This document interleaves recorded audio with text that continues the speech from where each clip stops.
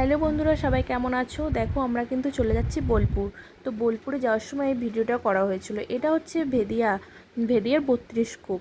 তো এই জায়গাটার নাম হচ্ছে 32 খোপ, মানে এই 32টা এখানে খোপ আছে বলে এর জন্যই এইখানের নাম দিয়েছে 32 খোপ। তো এইখানে অনেক সিনেমা সিরিয়ালের শ্যুটিংও হয়েছে। দেখো এই ধারটা দেখো, কাশফুলে কতটা ভরে গেছে। এবার কাশফুলটা একটু লেটে হয়েছে। তো আমরা যখন বোলপুরে গেছিলাম তখন তো দেখো বোলপুরে কিন্তু ঢুকে গেছি। এইগুলোতে যখন মেলা হয় তখন এই ঘরগুলোতে থাকে মানুষ। আর এটা হচ্ছে বোলপুরের খুব জাগ্রত মন্দির, বুড়ো শিবতলা বলে সবাই জানে। তো দেখো এইখানে দেখো কতটা সুন্দর, মানে এগুলো সব নতুন হয়েছে, এগুলো আগে ছিল না, এখন নতুন হয়েছে।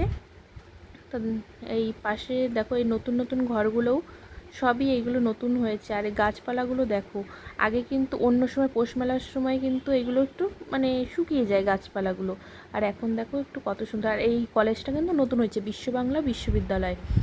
তো কলেজের পর এই দেখো এইগুলো দেখো কতটা সুন্দর, মানে এতটা সবুজ, মানে গাছপালাগুলো এতটা সেজে উঠেছে কি বলবো, দারুণ লাগছে কিন্তু।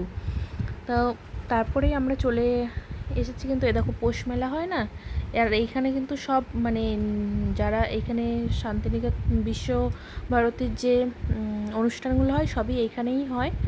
তো দেখো এইদিকেই কিন্তু সেই অনুষ্ঠানগুলো হয়। তো এইগুলো জ্যোতিষদা সব বলে বলে দিচ্ছিল।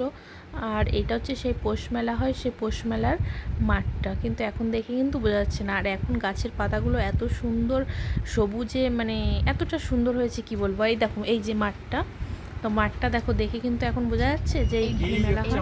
তো এইখানে আমরা দাঁড়িয়ে গেছি। এই পেছনেরটা আমার রুম ছিল, এই পেছনের পরপর দুটো।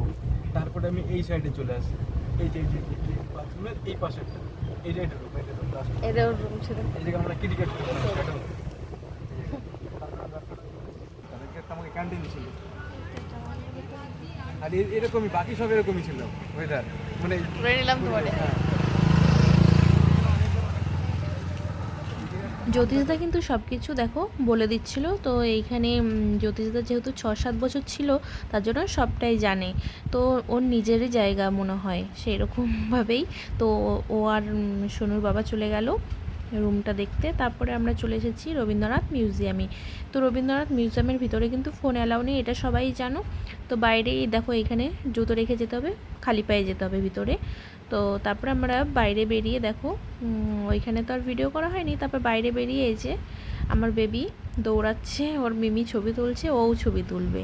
আর ও ছবি তুলতে ভীষণই পছন্দ করে।